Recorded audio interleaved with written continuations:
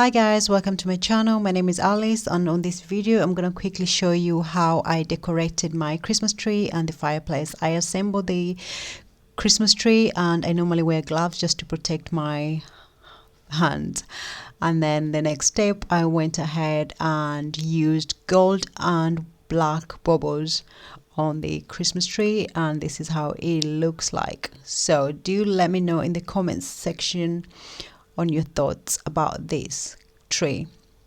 Then I moved on to doing the fireplace. I got this garland from Amazon and it was a decent size, so I taped it on the fireplace and added a little bit of eucalyptus and Christmas bubbles, and yeah, it looked perfectly fine to me. So do let me know in the comment section below your thoughts about the Christmas tree and how I decorated the fireplace.